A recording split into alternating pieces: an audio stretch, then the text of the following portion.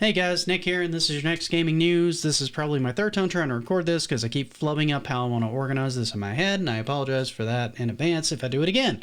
So here we go. Sony had their big announcement yesterday as far as the release of the PS5, the release date, and promptly hosed over all the pre-orders. I probably should have done an article on this yesterday, but I was on a live stream with a bunch of fellow YouTubers yesterday night, kind of going over this. I know most of you guys kind of got some of my thoughts on it. I thought the presentation was actually pretty solid. They covered a lot of ground that had already been covered before, but they had given us a little bit more new footage on things like Deathloop and Demon Souls, and they did announce Final Fantasy 16, and that looks like that's going to be pretty amazing. It looked a little chunky on the presentation, if I'm being completely honest. I think that's probably because they were putting it on PC and emulating the PS5 because they wanted to show that it was going to run on PC as well, and it wasn't just on the PS5 itself.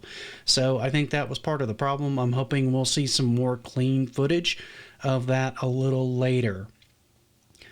Promptly after the announcement of the $399 price point for the digital edition and the $499 price point for the physical edition, and the launch date of November 12th, they did a mic drop with God of War Ragnarok being announced, which was the other really big announcements from the presentation, and I know that had plenty of people excited. A lot of people in my friends group, and myself included, were pretty damn excited to see that come out. So I'm looking quite forward to that coming out sometime in 2021. So that is actually very far along in production. And then they sort of fell on their face. Because even though they say they're going to have more of these at launch than they did the PS4, everything's sold out in like 2 seconds. So they're saying they're going to have like double the amount or more. They only had 2.1 million in the first 2 weeks of the PS4. So they're going to have way more than that this time for the PS5. Here's the numbers if you haven't seen those and you didn't miss that part of my announcement on it. But I did, for myself, manage to get one from Target. I know another gentleman who managed to get one from Walmart. That would be Retro Bro. Another friend of ours was frantically trying to get his from Best Buy, and their site was having trouble all day yesterday. It was an absolute madhouse trying to order anything from them. Amazon's went up and went down, I think, within minutes. And now they have promptly all shown up on eBay, and they are listed for insane prices. I'm going to try to put some pictures over here so you guys can just see how insane some of these prices are from eBay. It is absolutely bonkers. And there are really two people to blame from this. One, well, okay, three, if you want to be really technical. You can partially blame PlayStation for not setting as hard of guidelines as they probably should have as far as when the pre-orders were supposed to go up. However, I do think the retailers broke their agreement with Sony and went ahead and put the pre-orders up a little too early. My understanding is they were supposed to show up at 8 o'clock today, and they didn't. They showed up yesterday afternoon right around the time that the announcement finished, and just vaporized. So the scalpers have grabbed them, and then the third people to blame other than the scalpers and the retailers screwing up on the price point is the people buying them off of eBay. Stop buying these things at inflated prices, guys. Don't spend $1,000 on something that should cost you $500. It's insane.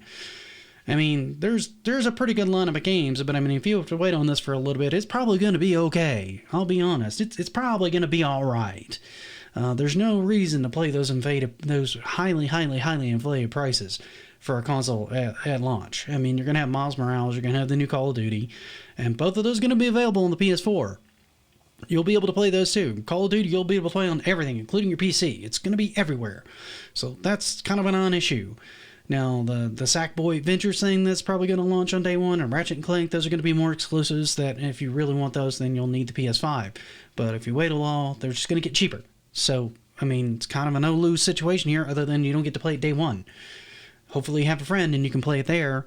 I mean, I'm very happy I managed to acquire mine, and I really did want one at launch, so I don't feel bad having bought myself the physical version, because I wanted the physical version, and paying what I paid for it. But I would never go to eBay and pay those prices, and I don't recommend any of you do that either. Now, in light of that, Xbox threw a shade at Sony's pre-order timing confusion, basically saying, hey, we're going to let you guys know when pre-orders are up. Don't worry. And honestly, this is pretty earned and pretty deserved on Sony's part. They really did not help this launch go any smoother. It kind of got seriously flubbed up, and it's going to cause them some problems for a little bit. Now, I think there are going to be more of these come in stock. That was only the first day. It's not like you're not going to be able to hold one between now and the launch date, or between now and Christmas. And it will get harder the closer it gets to Christmas, because it's already hard now. As the parents start going into the stores and picking these things up, it's going to get harder and harder and harder. So I would definitely keep your eyes out. I would follow the hashtag pre-order PS5 on Twitter and follow that pretty religiously and take a look for where anybody's actually spotting them. And there's probably going to be another one, hashtag like, purchase PS5 or whatever when that comes out. Just keep track of Twitter and social media to try to track these down and try to get your hands on these moving forward. That said, one of the things that PlayStation 5 has done to kind of counter some of Xbox's momentum with Game Pass is to not only make the PS5 backwards compatibility with 99% of its PS4 games at launch, so that you can play all those. They are also adding a ton of PS4 first-party exclusives that will be free to play with PS Plus on your PS5. If you have a PS5 and you're going to play online, you're likely going to have this service anyway. So this just gives you things like Battlefield 1, Batman Arkham Knight, Bloodborne, Days Gone, Detroit Become Human, Fallout 4, Final Fantasy 15, God of War, Infamous, Second Son, The Last Guardian, The Last of Us Remastered, Monster Hunter World, Mortal Kombat X, Persona 5, Ratchet & Clank, Resident Evil 7, Uncharted 4, Thieves In, and Until Dawn. And these are just on the launch day. Now, keep in mind, a lot of these are older games, but then a lot of the stuff that's been showing up on Game Pass isn't exactly the newest game that's out there.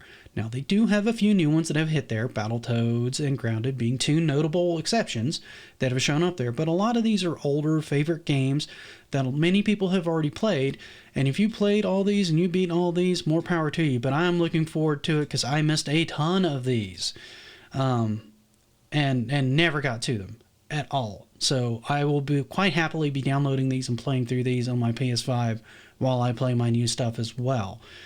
So that's going to be pretty daggone great. The other thing that's a little saddening today is today the Nintendo 3DS production has officially ended. It had a wonderful 10-year run and sold 75 million in sales and had many, many, many amazing games. If you did not play a 3DS, you must have just not been into handhelds, because it was pretty much the de facto best handheld on the market until the Switch hit. And since the Switch has become both their console and their mobile option, they've pretty much, I guess, just decided that the 3DS has run its lifespan and they're going to discontinue it. I seriously doubt that they will have another handheld while they are running something that has a similar form factor to the Switch on the market, because there's just really no need for it at this point. The Switch fills that niche of being both mobile and a base console at the same time, and while it suffers a little bit from power as a result, it brings a lot of flexibility, and the games that Nintendo is able to bring out to their consoles on something that's even underpowered by modern day standards is still pretty impressive, and always keeps a loyal following and generally sells very well and makes them a profit, unlike most of the modern consoles. So while this is sad to see, it was pretty well expected. And hats off to Nintendo for bringing us another fantastic handheld that lasted as long as it did. Now, most systems don't last this long, but Nintendo's handhelds like their Game Boy, the Game Boy Advance and all that have just been stellar, and this was another in a long list of very successful consoles for them. The next thing that I have for you guys is apparently the Nvidia 3080 graphics cards have completely sold out. Once again, bots and scalpers are pretty much being pointed out as to blame. These were really, really hot because they were pretty much outperforming the 2080 Ti's at less than half the price, basically. And the really, really high-end versions of the 390, this is like within $200 of what a 2080 Ti costs you. So, and the performance on these, even on the low ends on the 3070s, is supposed to be about 50% better than a 2080 Ti. So it's a lot of card for your money on whichever one you get. So if you're due for an upgrade, I strongly recommend that you wait a little while longer, do not play scalper prices, and wait until you can get your hands on one normally. If you're really struggling that hard for a graphics card, Get something like a 2070 or something like that in the interim. That's probably going to go down to around $200, and then wait for these to come back in stock, and then buy yourself a really nice card. Just make do in the interim and get something that's going to run what you want it to run in the interim. Don't freak out and don't panic. That's pretty much the main things that I have for you guys today that I wanted to cover. I'm sorry I didn't get something out for you guys yesterday. I feel like I probably should have in retrospect, but I was caught up trying to get prepared for the stream that night.